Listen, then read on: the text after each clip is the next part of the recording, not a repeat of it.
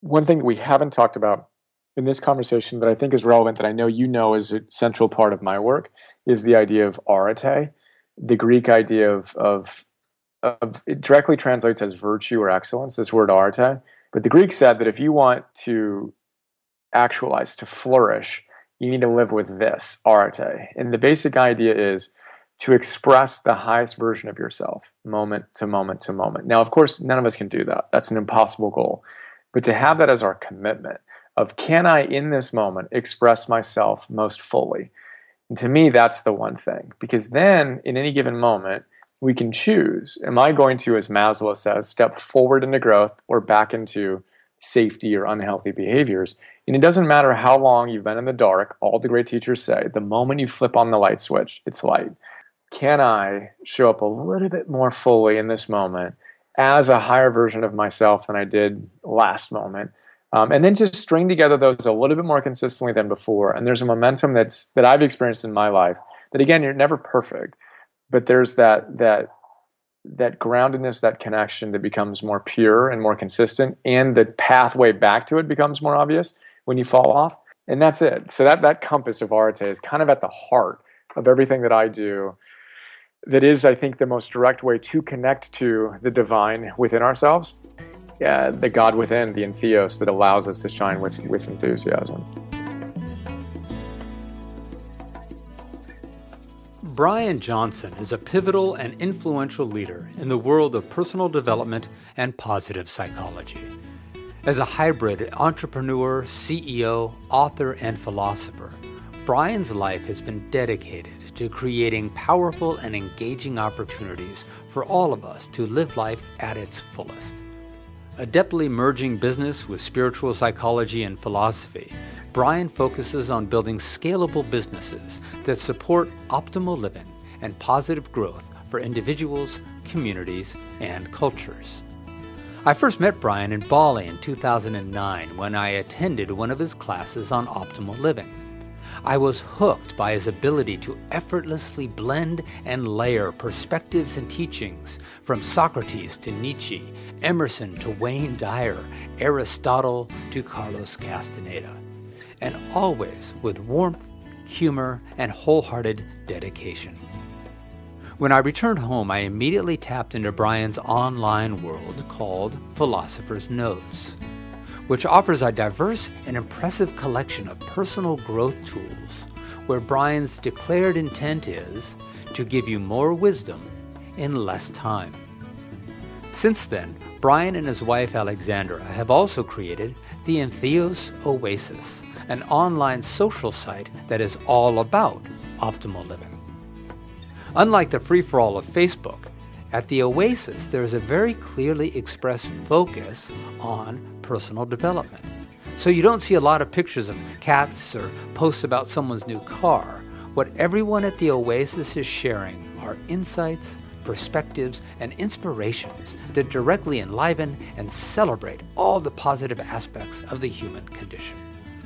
But perhaps what has most impressed me about Brian is the genuine humility that he brings to his work, and the engaging and easy nature that he maintains as he tirelessly creates this collection of bold and interwoven programs, businesses, and ecosystems, all designed to inspire and support better lives for us all.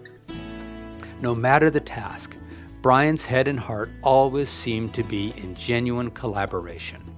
And it was a pleasure to encounter the integrated philosopher, businessman, and humanitarian when we met for our interview in November of 2014.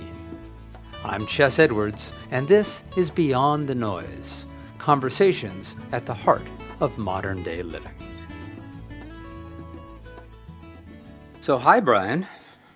Hello, Chess. It's really good to have you here. I appreciate you taking the time. Likewise. Thanks. One of the reasons that I wanted to interview you, and I got to say I've been looking forward to this interview for a while. When I put together the podcast Beyond the Noise, you were one of the people who I thought immediately came to mind as really epitomizing what the program is all about, which is really, I want to have the conversations with the people who are kind of pioneering the expanding edge of human potential. And I've always really appreciated your courageous passion as I've seen you, expanding that edge and pushing that edge and trying all sorts of fun, risky, playful ideas. And so I've been excited about having you on. I appreciate that. And I got a big smile, and I'm excited to see what we explore today. Right on. Thanks. So one of the places that I wanted to start, Brian, was I want to look back at kind of the beginning of things. I always find it fascinating to knowing what you know now. If you look back at how you grew up, was there anything present in your environment, how you grew up, where you grew up, the way you were parented, that really you can see as having contributed greatly to your life being as it is now? Hmm. What a fascinating question that stirs up a number of potential avenues we can explore. I think that there, of course, are, and I think that the things that come up that are most salient for me are both positive and less than positive. Yeah, I was raised in a really conservative, blue collar Catholic family. My father worked in a grocery store for 38 years, first generation college student, and all that. And my father struggled with alcohol, which was a curse and a blessing. Beautiful guy, hardworking. And he's trying to raise five kids on the equivalent of very little dollars today, and that led to stresses. And his father was an alcoholic who killed himself. So just kind of an embedded cultural, perhaps genetic challenge there. So I think that certainly influenced me. I remember getting into a debate / argument with my dad when I was maybe 12 years old. Again, Catholic family, never missed a Sunday of church, went to Catholic school. All five of the kids went to 12 years of Catholic school. And I was trying to explain to them that Jesus was in fact Jewish, and they didn't believe me. And I got the Bible and I brought it back and said, look, this much is Judaism and this much is Christianity. And he didn't like that at all. And just, I remember that as a kind of a little interesting thing. And going to school, first generation, all that good stuff, and not really having a sense of what was possible. And I think, and then just a sense of goodness. My family was just good people, just committed to, as my mom said, just one time I did something she didn't like. I remember this, and her grabbing me and by the shoulders and sternly looking at me and shaking me and saying, God gave you gifts and you need to give them to the world. Kind of that fierce commitment to giving back to the world. Yeah. Yeah. So I think all that comes together, and my own personal suffering and the struggles that I've had emotionally and creatively and all these things. It just gives, I really feel like it's part of my work is to be able to feel that, all of that, and then find ways to bring the wisdom that I'm so passionate about in a way that reaches individuals and scales.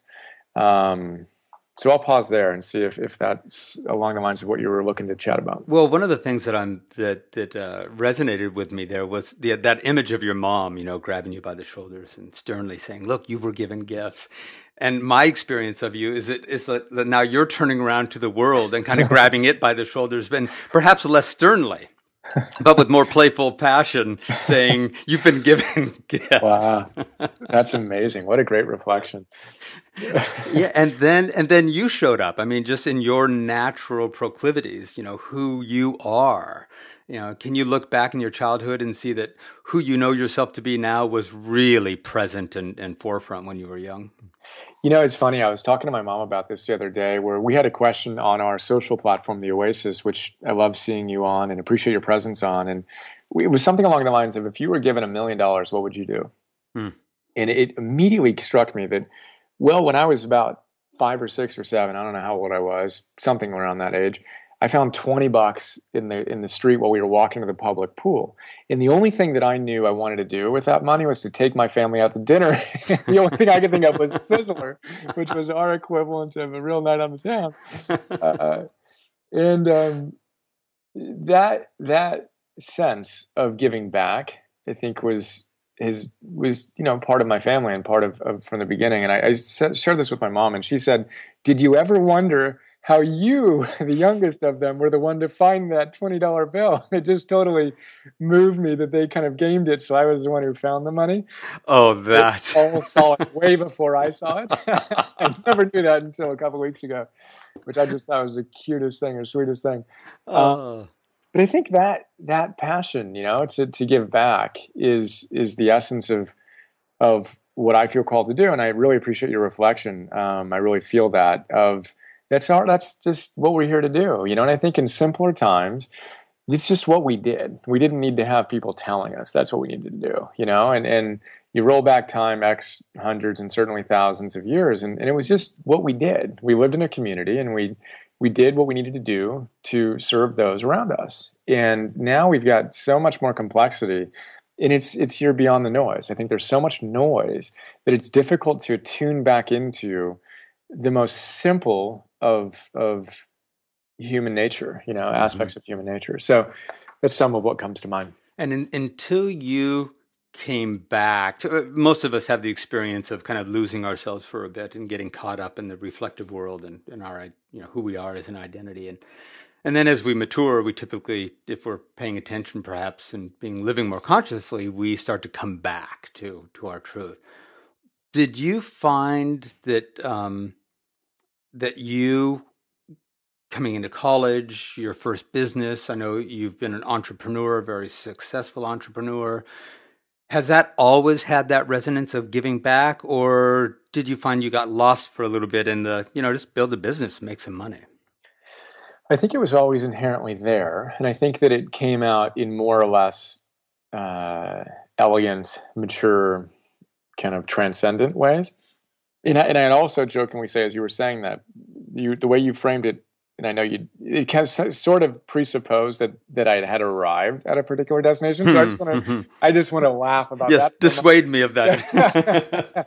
And just the idea of it's very much a becoming, that our being is in our becoming, and there's a spiraling up. At least, well, no, there is a spiraling up, and it certainly has been a spiraling up in my experience, where we approach similar milestones, if you will, from a higher vantage point. Yes. And just to really embrace that. And that's been a big part of the process for me now that I'm on the other side of 40 and have enough gray whiskers to, kind of reflect on the experiences. But also, and I appreciate the way you framed the courageous passion with which I strive to show up.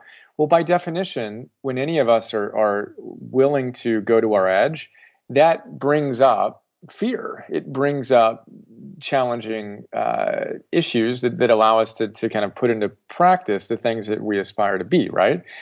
And hopefully from a higher level of grace, but never completely independent from an opportunity to get deeper truths. So I think that's very much the arc that I'm on, and very much the arc I continue to be on. And I think it's becoming subtler and subtler, where I have a very good sense of the broad strokes of how I want to serve, and then the nuanced ways with which I will do that, I imagine will continue to evolve, God willing, for decades further. But so then to go back to your question, I think that it was always present, but it's been more present, more consistently with each iteration of my creative engagement and just showing up, Yeah, and I very much want to talk about the current vision, where you are, how it's evolving, where at least there's some sense of where it may go. But before we get there, I want to reflect back on when I met you. I met you in Bali at the Yoga Barn, and you were holding one of your classes that was centered around the philosopher's notes and optimal living. And just to give people a sense of what that is, at least my experience of it, you said that you had given yourself a year off. And correct me if I'm wrong in any of this, but you had sold your business, correct? Yep. And you had decided to give yourself a year, and I love this, to give yourself a PhD in optimal living. And I gave myself 4 years, but yeah. Oh, 4 years. Okay. Which, well, and considering the scope of what you were after, that's appropriate. And you took all these beautiful books, all these beautiful writings of, wisdom and virtue and how do we show up in the world and what are all the different ways that we might optimally show up. And you created this wonderful collection of what I call cliff notes, like a 6-page cliff note of each book saying, look, here are the big ideas from this book and see how they match up with the big ideas from this other book. It was a beautiful weaving together of all these different philosophies and ways of being. So that's where I met you. And I'm wondering if you could describe a little bit about two things. What is optimal living from your perspective? And then tell us a little bit about that journey, the shifting from entrepreneurial, businessman to a 4-year PhD in optimal living. Yeah. And I remember that meeting well, 6 years ago now, I think, which is hard to believe. Yeah. Truly hard to believe. So we'll start with optimal living, and then we'll talk about the integration of the kind of, as I describe it, kind of the philosopher and the CEO type of dynamic. But for me, optimal living, the way that we describe it is, and I've been thinking about this for a while now, is ancient wisdom meets modern science plus virtue, mastery, and a sense of cool. Like that idea of it's ancient wisdom. It's what everyone has been saying across all time in different ways, depending on the era and the cultural context, but the same basic truths, essentially. And then modern science. What is modern science showing us that proves all of these things? And then just common sense. Like if we actually just step back and look at it, well, of course that makes sense, And then a sense of virtue, of there's a pride in living a life well and doing so with integrity. And then mastery, a commitment to doing so day in and day out, whether you feel like it or not, and consistency of practice. And then just a sense of cool, where when I first got into this, it was via Tony Robbins, as a lot of people got into it. Not actually, it was Stephen Covey. I was swept up into a leadership track back in the day when I was getting recruited out of university, and I was introduced to Stephen Covey. And this idea that you can actually change your life and you can create something of meaning and be a leader was a new idea to me. I was not ever exposed to that idea. And then, I was the guy at 2 a.m. at 22, whatever years old, 2 a.m. watching TV, and Tony comes on and sells me on, what I thought would be better than what I had. But I bought his stuff and I literally put it into a suitcase, put it into a duffel bag, put it into a box, and stuffed it in my closet. I was embarrassed to need that stuff. Something was wrong with me that I needed that stuff. So how do we make all this cool? And what's better than being a lover of wisdom, a philosopher? What's sexier than that? What can we take more pride in than committing ourselves to living a great life? So that's the idea of optimal living. And obviously a lot more we can talk about there. And then for me, it's interesting because I studied psychology and business at UCLA and thought I'd get my PhD in psychology, but they weren't doing any of the positive stuff yet. This is in the early mid-90s. So I left and got my minor in business, and then went in and did work for Arthur Andersen. I did accounting and tax work and financial planning and business consulting, all within less than a year. And then my life has really been an integration of those two, where I've spent basically 3 years on business, and then 3 years as a philosopher, and then 3 years on business, and then 4 years as a philosopher. So over the last 18 years, I've spent basically half of that as an entrepreneur building businesses, and half of that as a philosopher. I built and sold 2 businesses, and on the heels of them, I had enough time and money to take a little bit of time to go study life. And that's basically what I did. And so for me, it's been very much an integration process, and it continues to be. And frankly, now I'm skewed a little heavily in the CEO side, and I miss my philosopher side a bit. Yeah. And this is why I was laughing at myself about the truth, as if we discovered the truth. I think the truth is a very dynamic thing. As Osho says, it's like walking on a tightrope. You don't get to a point where he was talking about balance, where you're balanced. He says it's dynamic. It's like a tightrope walker. They're balancing. And sure, they might be balanced for a split second, but it's only in the process of achieving a new level of equilibrium. And for me, that's been my process I've been wanting to have a static state of balance or truth or knowing, but what it's very much more been is a kind of evolving, spiraling, dynamic process. And that's what it's been for me as I've engaged and embraced kind of the entrepreneurial side and the more philosophical side. Yeah, and that's that upward spiral that you're talking about. Yep. It's not just concentric circles that are static. It's Yep. We reach a level of growth and understanding and say, okay, kind of when we say, okay, I've got it. We're really saying, okay, I've got it for now. I'm presently feeling somewhat balanced, and then we do it again. We do it again. We do it again. Yeah. And then to unpack that for a moment, the other thing that happens for me, I used to be really up and down. So, I'd be super inspired and then I'd just be overwhelmed and crash, and just that, the big gaps between when I was on and when I wasn't on, I like to say I built scaffolding where as I've ascended this spiral there's this knowing that although it's continuing to unfold and deepen and become more subtle, there's also a security baked in. Because now that knowing has been matched with practices and things like meditation and exercise and nutrition and rest. I now know the things that keep me plugged in, and it literally is impossible for me to fall to the depths that I had fallen before. Now, of course, I still have highs and lows, but the highs are actually a little higher, and the lows are significantly higher. And in fact, maybe as high as my prior mid-range, even higher range highs, because I know how to recreate them. And it's hard to have a really bad day when you start your day meditating and doing a little movement and journaling and reflecting and eating well, and you got 8 or 9 hours of sleep.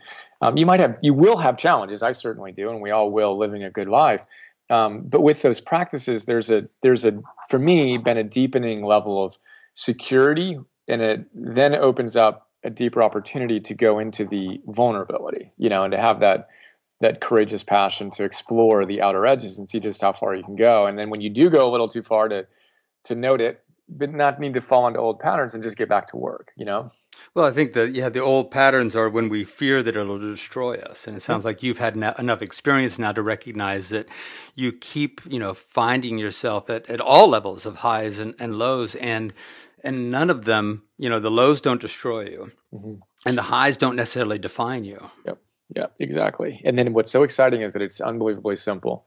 It's not particularly sexy. It's just very simple for me. Yeah. It's been very simple. I've missed one day of meditation unintentionally in the last, almost 6 years now. I haven't even done the math on it yet in a while, but something like that. And I know how I feel if I miss 2 days of training, or certainly 3 days of movement. I just feel differently. Therefore, I do not do that. And I know how I feel when I eat certain foods, right? Don't get adequate sleep. Therefore, I take care of those things. So there's something about that knowingness, that it's the most basic fundamentals that keep us plugged in, that we can choose to do or not. But I now focus my energy there, and just the humility of that kind of path of mastery, where it's just showing up. And it's as George Leonard says, loving the plateau. And knowing that it's from that base that you will have nice state experiences and some nice inflection points, but to really embrace the practice of showing up and just doing the things that keep us plugged into something bigger than ourselves, so we can more consistently shine with enthusiasm, is how we frame it. Well, and let's look at that bigger than ourselves, this showing up. Because as I've been watching and you and as a part of the Entheos community and the Oasis community online, it's been really cool to bring back that word. It has been really cool to watch what my first experience of you was primarily focusing on optimal living for individuals. And it feels like that has now really evolved now to embrace organizational, cultural, even global change. But at the heart of all your endeavors seems to still be the optimized and consciously and spiritually involving individual. But as that is the nucleus, boy, it's just exploding into this whole new realm for you. So what's that turning into for you? Yeah, well, again, you captured it so well, and I appreciate your kind words and kind reflections. And yeah, it's basically, for me, the creative challenge. I mean, the purpose of our business is we want to help people optimize their lives so we can change the world together. So it's not a narcissistic pursuit. Check out my six pack. Nothing wrong with the six pack, and nothing wrong with a big mansion and a nice car. But that's not what we're up to. Let those be byproducts if you want them in your life, etc. But let's make a difference. Let's be the change we want to see so we can make a difference in the world. And it's really rather straightforward. We need to be the change individually, and then how do we do that on scale? So entrepreneurially and creatively, that's been our strategic question. And then the way that we've chosen to answer that in the context of Entheos is, well, let's work with people who are in the business of helping people, and to work with other people who we consider influencers. So anyone who's on the social platform we have at this stage, which is still just the very beginning, although they may not be a professional, doing these things, they're influencers. They're key influencers in their family and in their communities, etc. So how do we find ways to serve them? But the game is still the same. How do we help you as an individual and this other individual and this other individual optimize your life? And we'll meet you wherever you're at by working with all these different partners. And if you're interested in business, great. We're working with this organization and we can bring you in through there. If you're interested in environmentalism, awesome. Let's talk about that. Or improving your nutrition or dealing with your diabetes or whatever it is. But then bring you within and have that nucleus be you optimizing your life so you can be a more positive contribution to your family and community and world. And then do that in community with one another and other extraordinary teachers and kind of build an ecosystem of support that scales, that then can reach not just the dozens or hundreds or thousands or even tens of thousands of people, but the hundreds of thousands of millions and tens of millions of people. And that's our whole strategic assumption, is that if we can do that at the one-to-one level and then do that on scale, we can make a significant difference in the world. Was there a moment, Brian, that kind of came into focus sharply for you, or has that kind of been the vision all along when you were, let's say, doing the philosopher's notes? Or at some point, did it really shift and become this, oh my God, this is what's possible when you do this type of work? It's interesting. This is one of those weird things. It's kind of, how do you describe it? But I've always thought on scale. So like when I started my first business after dropping out of law school, I wanted to create this site, this website. Content management systems didn't exist. Social networks didn't exist. It was 1998. But I wanted to create a technology that helped families involved in sports. I had dropped out of law school. I coached a Little League baseball team. And I just saw with this weird clarity that every single team in a league in the world would be on the web doing everything in a matter of years. And so I wanted to serve 1 million teams. That was it, 1 million teams. And I remember talking to father of a friend of mine who kind of provided some advice, and his perspective was, well, who are you to do that? You just dropped out of law school. You have no business experience. You have no money. You don't know anybody. And there's not even a need. No one's telling you they actually even want this. That's insane. He literally told me, take another hit off of that pipe, quote unquote. And for whatever reason, I took that as a catalyzing opportunity. But I thought in scale on that front. So I've always had this weird sense of well, if you're going to do anything, you might as well do it on scale. And then I've also really enjoyed, but what do you need to do next so you have a shot at that scale? So Philosopher's Notes was the same thing. Although when I did Philosopher's Notes, it was really it was my master's project en route to the PhD and summarizing these first 100 books. And I spent 2 years on that, 1 year in Bali. And but I knew I wanted to reach a lot of people, and I knew I wanted to create a business doing it, right? I proved that you can make money using your gifts and greatest service to the world. And so I've always had this weird combination of those two things. And so it's been an iterative thing. It wasn't really so much an epiphany per se, a lot of little epiphanies, but then built with a lot of gray whiskers and a lot of effort put in and mistakes made and lessons learned and all that stuff. And then just this idea of, well, wow, we really can do something significant. And then how do you do that? And then the willingness to sit in that courageous passion, as you described it, which by definition requires courage, which by definition means you're doing things that aren't necessarily easy. And so that's been the work, is to marry that potential to the actual, This sounds like the video that you posted recently that was so descriptive of you, your organization, the vision, and it was about moonshot thinking. And I love that question. Who are you? Who are you to let this voice, the spirit that is speaking through you, to actually give it form? It was the question that you were being asked. Yeah. And that's been the question that's been asked of every courageous thinker who's ever lived. So can you tell us a little bit about moonshot thinking and what inspired that? Yeah, so that video that I think Google put out, that the woman in there, I don't know her name offhand, but the woman who says that, who are you? And some days you're going to think that your vision's impossible, yet you need to do it. And it was inspired by JFK's vision that we will put a man on the moon in this decade, and he's got his great accent saying it. It just gives me goosebumps even thinking about him saying it, and do the other things, not because they are easy, but because they are hard, and willing to stretch ourselves and to challenge ourselves to do something that currently seems impossible. Yet you have an inkling of, I think I might be able to do that. And as the great speakers in that little few minute segment say, like, to be willing to ignore the fact that you think it might be impossible and to go for it, and to not try to improve things by 10%, but try to improve things by 10x. And that's the idea of the moonshot thinking. And that, by definition, requires a willingness to leave your comfort zone in a significant way. And then for me, it's Brene Brown's, daring greatly. And when you dare greatly, there's the inherent willingness to not succeed, right? And that's not a fun proposition. As a recovering perfectionist, I still don't like that. I don't know if I'll ever like that. But what would that look like? And to commit to something bigger than ourselves, and then to show up and to take the baby steps and to do our best in pursuit of that. It's certainly an exciting opportunity. I think we all have different paths, and that shows up in different ways for each of us. Yes. Which is a really important distinction. And it shows up in different ways for me at different phases during a day. And certainly, as I reflect on how I best serve and do all that stuff. Well, that's okay. Well, I'm wondering if I want to ask that now. I think so. I think we'll just throw this question in there.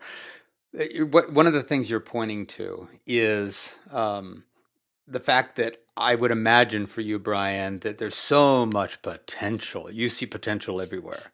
And there's so many possibilities. We could do that. We could do that. Oh, that could happen. That could happen. Boy, what is it, man? How do you steer? What do you do, or what mindset do you have that brings you back to course and that you don't get spread too thin? Yep. Yeah, and then how do you deliberately choose the different things that will get done when? Yes. Yeah, I mean it's a good question, and it starts for me with, again, our business is named Entheos, so God within, Entheos, which we think is the cornerstone of enthusiasm. It is to shine with enthusiasm, to live a life worth living that's full of service and all the other things that we talk about, joy, etc. We need to be connected to something bigger than ourselves. So my primary thing, like when anyone ever comes to me for business advice, I never give them business advice. Well, I give them business advice, but not the advice they think I'm going to give them. It's not strategically what I think they should do with their particular project. It's them. And are they showing up as fully as they can? Because they are their business or nonprofit or creative exercise's most valuable asset. And are you, as the individual in that creative work, doing what is necessary to stay plugged in? So for me, it's the same exact thing. And when I am playing at my edge, which I certainly am at this point, it's my focus on the fundamentals that keep me plugged in. I'm ruthless about them. It's non-negotiable. I meditate. I do my movement. I actually read a philosopher's note every morning. And I do my journaling and my reflection. And that's after I got 8 to 9 hours of sleep, which is after I most nights did a digital sunset, which means I turn off my computer and my iPhone when the sun goes down to make sure that I can get beyond the noise, as you would say. And I eat a certain way, which is very little refined, almost no refined foods, almost exclusively whole foods. Did I exercise consistently? And I do those things as diligently, patiently, persistently as I can. And I find that when I do those things, I'm able to play at my edge while maintaining my center. And that, I think, is the game, is how do you do that? And not perfectly, obviously, but I know how to regain my equanimity when I find myself knocked off more than ever. And it's exciting to see how much better I am than I used to be and how much better I continue to get at that.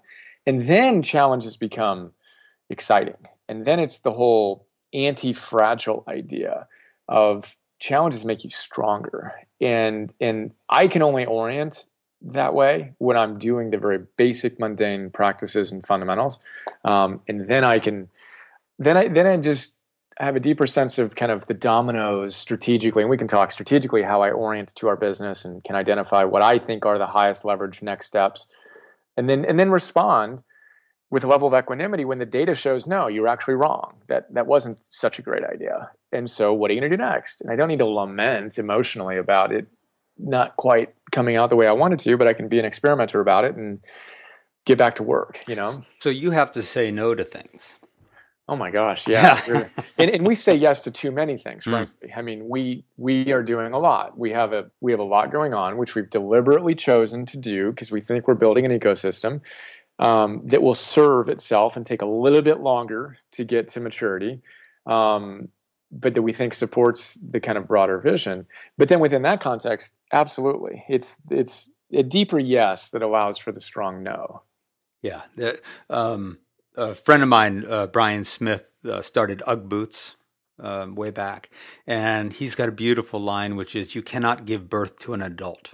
Oh, I love that. Yeah, you posted that on Oasis, and that was just such a good line. Isn't that sweet? Oh my gosh, that's one of the best lines ever. I shared that with our team, and it's just so good. Oh, it changed my life. You know, especially for the perfectionist in us, right? Yeah. Yeah. Yeah. And one of the things you spoke to was when you're speaking about having that level of discipline, which I love that you call the Bliss Uplands. Mm-hmm. You know, what are the disciplines that really tap us into our bliss? That so many people would look at a lot of those things and say that is absolute denial. Like you're denying yourself all the pleasures, right? You're denying yourself the fast foods or the more carnal or immediate pleasures. You know, if you're going to get 8 or 9 hours of sleep at night, you probably have to say no to some things. Yeah, well, of course. And then it's so good. And then it's, what are you saying yes to? Well, yes. I love waking up at 4:30, 5 o'clock, 4 o'clock even at times, feeling great and just energized with no alarm, and just knowing that I took care of myself, and being able to do my meditation and my other practices and to experience the joy more consistently and the emotional well-being that comes from knowing what it takes to have that stability. Yeah. And to me, literally, you couldn't pay me to do the things that people find exciting. Like, why in the world would I want to go out to a club and do this and that? And God bless people that truly love that. And it's what they feel inspired to do at that phase of their life, or even as part of their life and in whatever phase they're in. But that's just not my thing. So I truly love the idea of things that people find odd. And it's really funny because so this morning, my note that I read was by Seneca, Letters from a Stoic. He frames this perfectly. He says, you have to persevere, and he's going to use some weird language here, but it's worth wading through. You have to persevere and fortify your pertinacity until the will to good becomes a disposition to good. Meaning you need to basically hold the course long enough so that you don't need to work so hard, and it just becomes easier for you to do the right thing. But then he says, how much better to pursue a straight course and eventually reach that destination where the things that are pleasant and the things that are honorable finally become for you the same. That idea that we get the most joy from doing that which is best for us. And it doesn't start that way, but if we can see it and to just think it through and say, well, that just makes sense. It makes sense to go to bed when the sun goes down, because until 100 years ago, that's what we did. You know, I mean, electronics are such a new invention. Yeah. The idea of jacking ourselves up like that and violating the most important human rhythm, circadian rhythm, makes no sense. So it might be super weird that I choose to turn everything off, and my wife and I, of course, do. And shortly after we put our son to bed, we go to bed. But that just makes sense. And now we get a ton of joy out of that. And does it make sense to eat food that was invented over the last 10, 20, 50 years when our bodies evolved over millions to eat different food? No, of course it makes no sense to do that. So there's something fun about having the courage to, again, move beyond the noise, and tends to be somewhat courageous and heroic in today's day, but it still is absolutely the most obvious thing that leads to a more consistent, sustainable level of well-being, you know? Yeah, and that's what I see on the Entheos site, which is that, you know, in the way I've described this, friends, it's kind of like the Facebook for much more conscious and spiritually oriented, or at least soul-connected people. You know, people are paying attention to what feeds the spirit, yep, rather than just what feeds my ego identity. Yeah, exactly. Yeah, and they're inspired and they're enthused and they're rallying around each other and supporting each other and inspiring each other around these exact the Bliss Uplands. Yeah, yeah. And how do we as a culture make virtue cool? That's one of the creative challenges and questions. How do you do that? And that's easier said than done. But this is part of how we think we can contribute to that. And again, there are so many people doing so much good work, but that's one of the driving forces. Brian Johnson is one of the people I credit as a key influence in my own personal growth and development. That is largely due to how he always returns his focus and care to empowering and growing the individual, with the faith that it is the enlivened individual who most naturally and positively contributes to the betterment of the culture. I'll admit, there was a time when the word discipline seemed antithetical to my boyish idea of freedom. Brian's Philosopher's Notes collection of readings helped me to realize that living life without practices that demand my commitment, dedication, and discipline is the hardest work I have ever done. It is the disciplines and the commitments that have set me free. So what does that look like to you, Brian? What does a globally enlivened and fully expressed human spirit look like? Do you have some, like, 10 years from now, 5 years from now, whatever the time frame is, where are we going? What does this start to look like as it catches fire? Well, I think more along the lines of, what does it take to light the fire within one individual, Mm-hmm. and then how do you do that on scale? And then, because we know what it looks like. How do you feel now that you have the consciousness you have, that you've spent years and decades cultivating, and how has your life improved? And we know that, like, as a personal experience, we know that anyone who's listening to this has had that experience, and we all have. And so the question is, well, what would our lives be like individually if we were able to experience that more consistently? And that's our highest goal, to experience that more consistently, and then to support the creation of that on a more consistent basis in X number of people. And that X is a large number that scales. Mm-hmm. And then, frankly, I don't know what that looks like, but it's amazing. Like, that can't be anything other than amazing. Well, some of the outcomes, like the outcome, I know when I get in that space, I feel much more giving, Yep. and much more to be of service rather than the fearful state of just taking care of my own needs. Yeah, no question. Yeah, and yeah, just all the virtues we aspire to: the kindness, the generosity, the love, the compassion, the presence, the courage, the creativity, the effervescence, the enthusiasm, the joy for life that permeates. And how do you show up differently in relationship with your spouse and with your kids and with your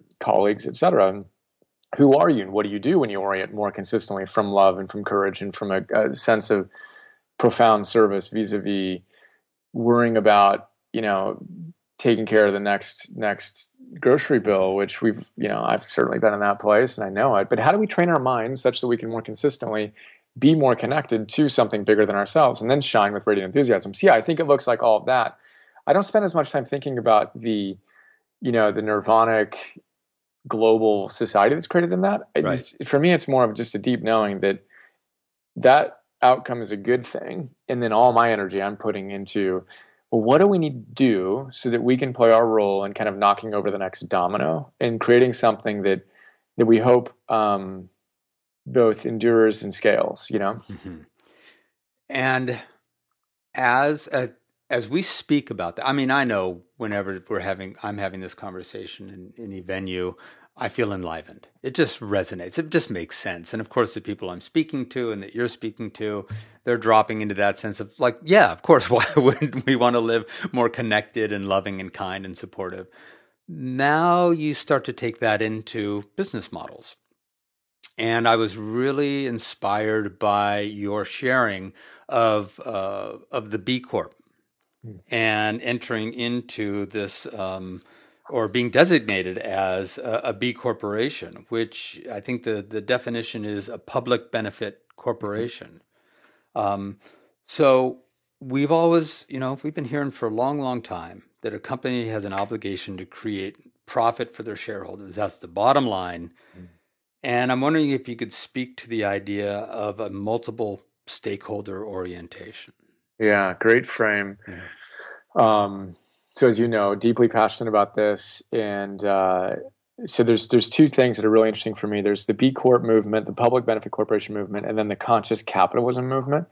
So my original introduction to these ideas was conscious capitalism, and specifically John Mackey, the CEO of Whole Foods. And we partner with his nonprofit before it was called Conscious Capitalism, maybe like 9 years ago, 9 years ago. And I was somehow introduced to his debate with Milton Friedman. And the basic idea of Milton Friedman, of course, free market genius, really, and had so much to offer. And John Mackey got so much out of his work, but was debating him on what Friedman articulated as the only and the exclusive obligation of a corporation is to maximize shareholder value, period. That's why a corporation exists. That's the fiduciary responsibility of a corporation. Done. End of discussion. You do that and everyone else will benefit, invisible hand, etc. And what John came in and said was, well, okay, that's nice. And I've gotten so much from that. But what if we extended this so we had a multiple stakeholder orientation and we looked at a business that wasn't exclusively focused on maximizing return for one shareholder? We looked at it and said, look, if you want to do that, and that was all you cared about, you'd actually be smarter to start by looking at the other stakeholders. And he and a guy named Raj Sisodia, who wrote a book called Conscious Capitalism, identified the different stakeholders, and they have different ways of describing it. I love their acronym SPICE. So SPICE, SPICE. There's society, partners, investors, customers, and employees. And they say, let's orient to each of those stakeholders and optimize our relationship with each of them, not just the investors. Obviously, the investors are important. But the way that John and others describe it is, it's like a human body. A human body needs red blood cells in order to survive, but a human body doesn't live for, you as a human don't live for your red blood cells. You just need them to live, but you don't live for them. And these guys say the same thing with profits.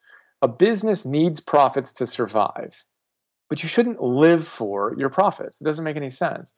So let's orient to the other stakeholders as well. Let's make a positive difference to society. Let's really optimize our relationship to partners and to our customers and to our employees.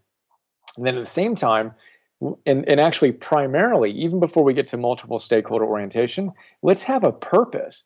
Why is it that the purpose of business seems to be to just make money? Like you go into law, the purpose of law is to create justice from its highest noble perspective. The purpose of medicine, sure, you might make some money, that might be even your interest, but you really want to help people. You want to heal the world. That's why you want to be a physician.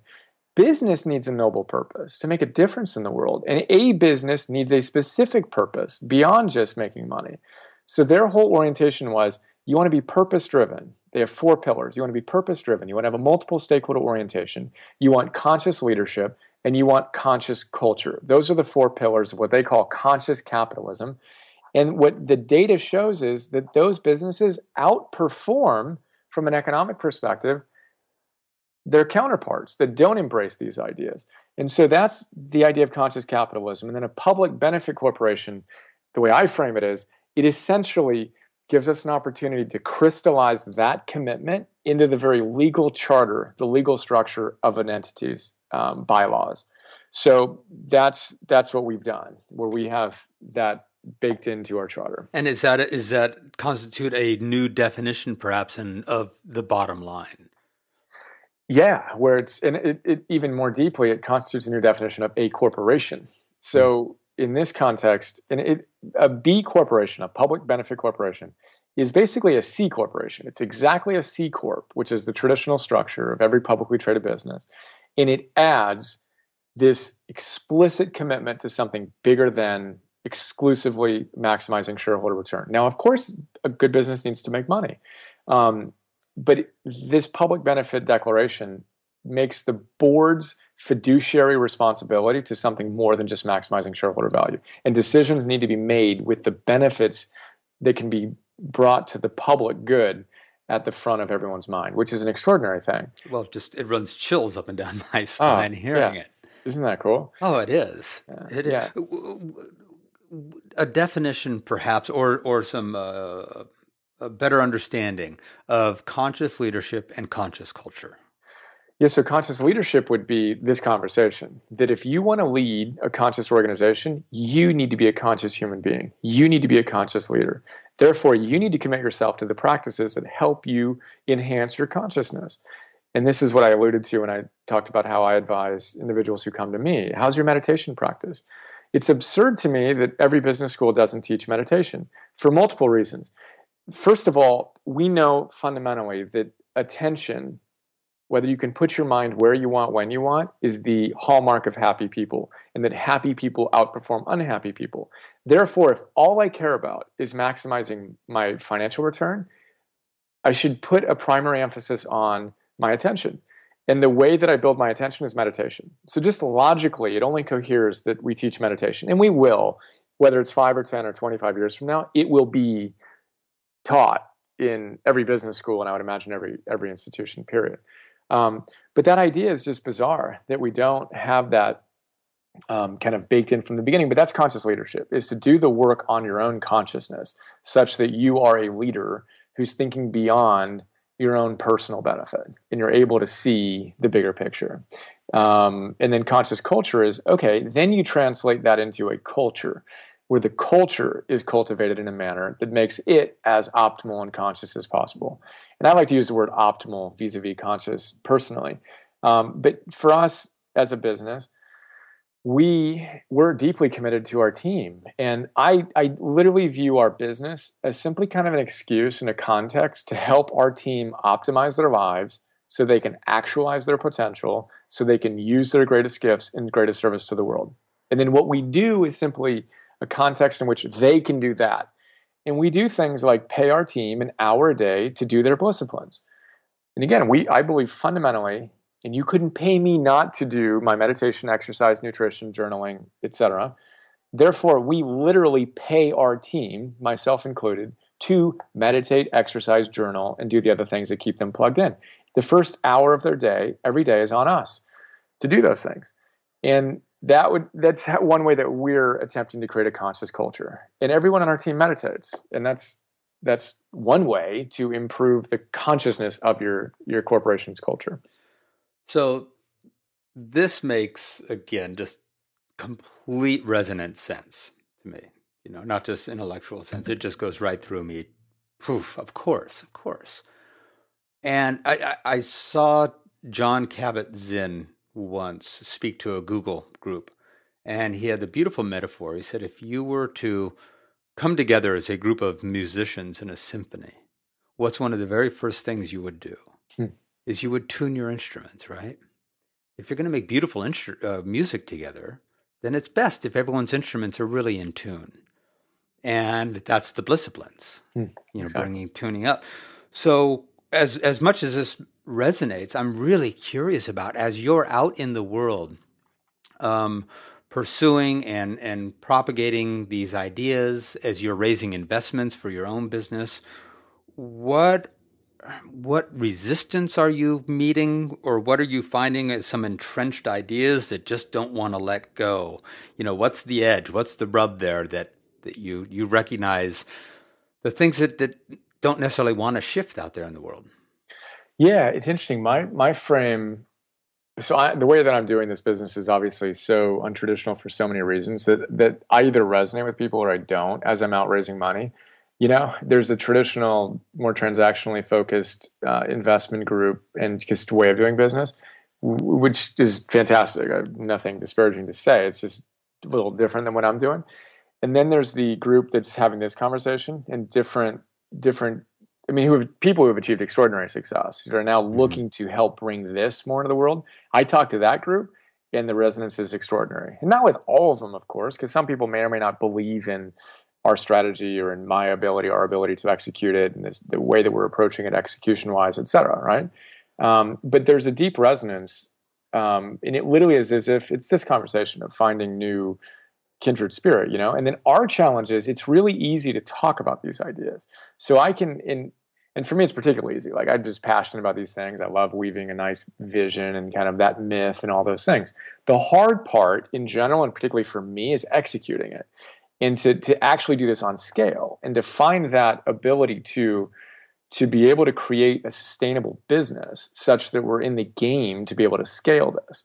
And that's that's my own personal dynamic as a kind of more of a founder vision kind of guy with a heavy slant toward the teaching side of things, right? And I enjoy entrepreneurialism and all that stuff, but to really find that bridge and to create a business that is able to execute on these initiatives it's the game, and it's what businesses like ours, and there are 1,000 B Corps out there, and we're at the very, very, very, very, very early stage of the process, and there's so many Ben & Jerry's and Patagonia and Method and Etsy as a B Corp, Whole Foods, Container Store. There's so many huge businesses that have scaled with these ideals that we can look at.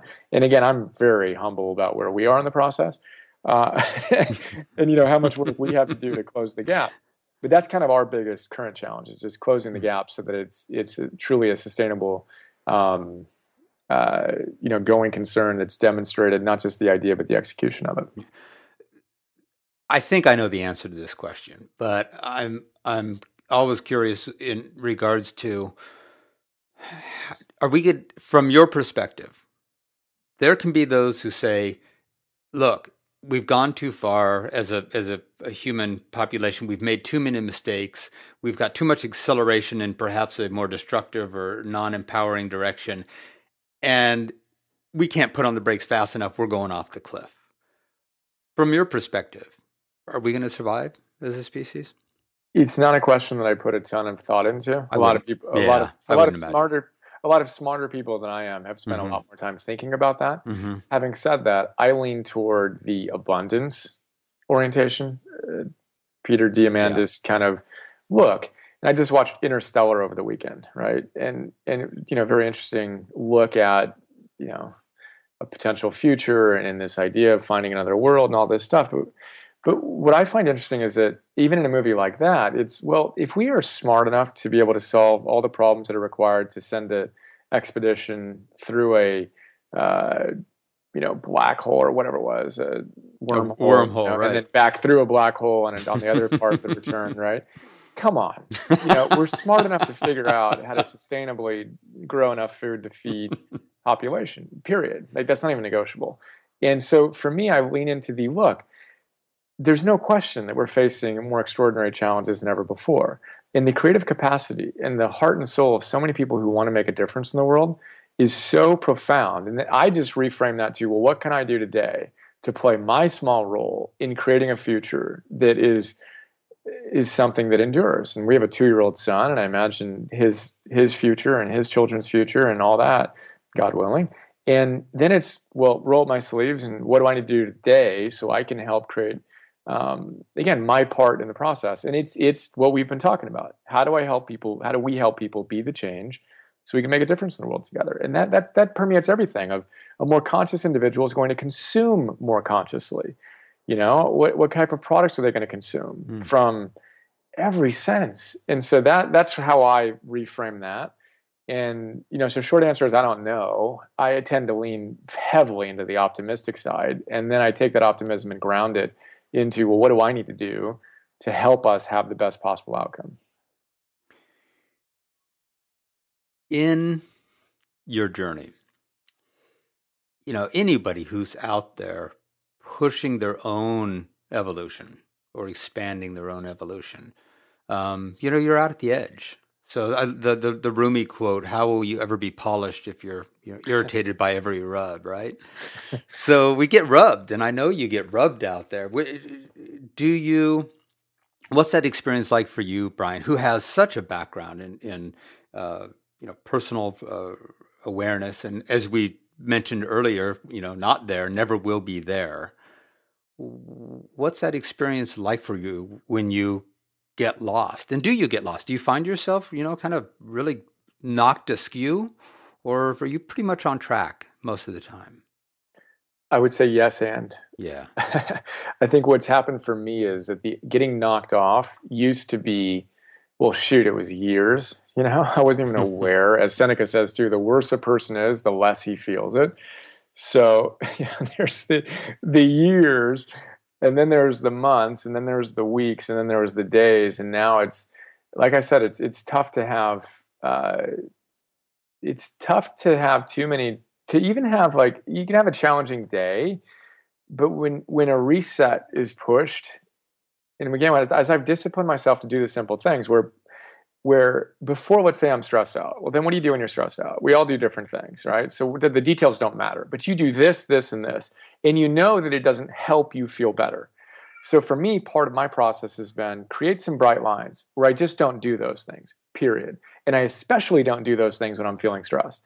And it's just stupid things for me at this stage, right? It used to be, more gross things. Now it's like, it's subtler things, but like I'll be online a little later. I'll check email a little later, or grind a little later at work. And then I'll need to watch some Comedy Central at night, or maybe some Colbert, and I'll be up till, like, for me, late is 9:30 or 10. But I do those things because I'm stressed. I need to let go of energy. And when I'm able to say, no, that doesn't serve me. I'm feeling stressed. Therefore, I need to be even more focused on the things that keep me plugged in. So I'm not going to do that now more than ever.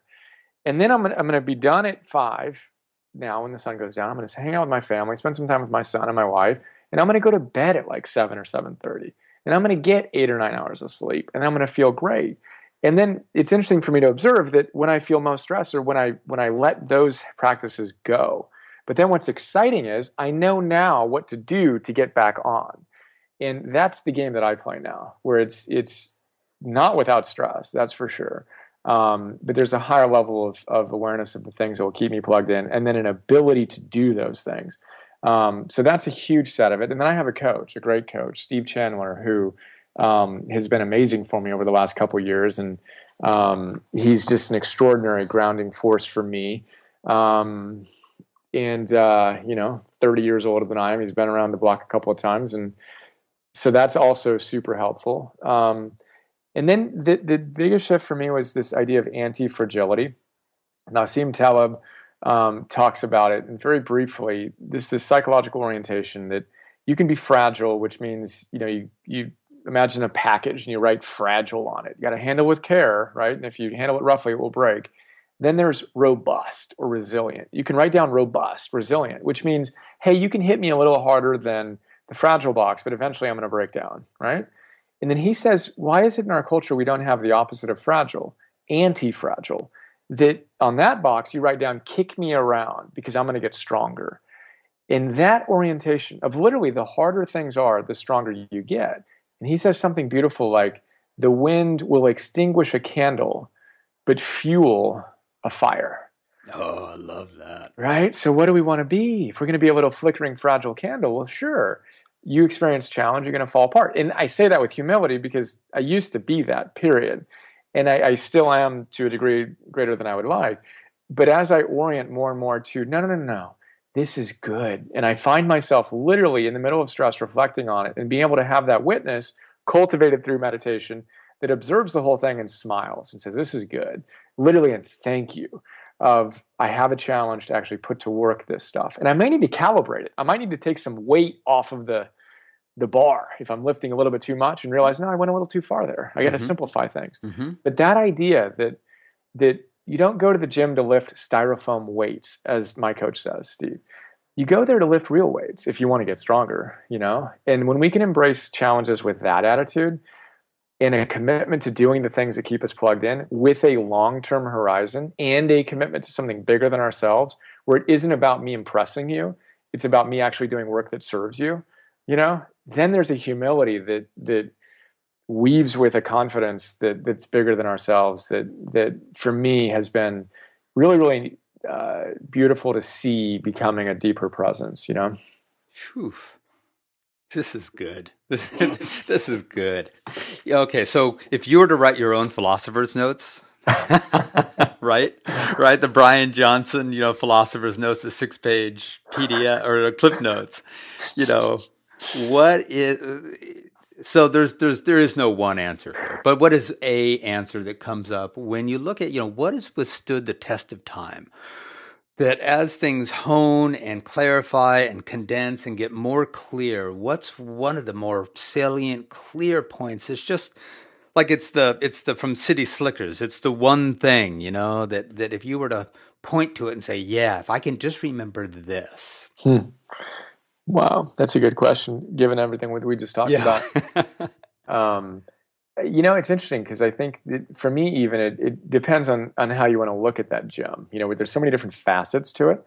One thing that we haven't talked about in this conversation that I think is relevant, that I know is a central part of my work, is the idea of arete, the Greek idea of it directly translates as virtue or excellence. This word arete, but the Greeks said that if you want to actualize, to flourish, you need to live with this, arete. And the basic idea is to express the highest version of yourself, moment to moment to moment. Now, of course, none of us can do that. That's an impossible goal.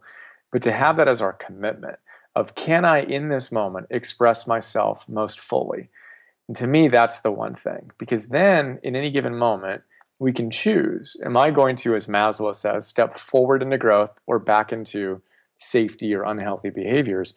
And it doesn't matter how long you've been in the dark, all the great teachers say, the moment you flip on the light switch, it's light. And you might have some dusting to do and some cleanup to do, which is fine, but there's always that opportunity, and every moment gives us that opportunity. And that idea of arete, of can I show up a little bit more fully in this moment as a higher version of myself than I did last moment?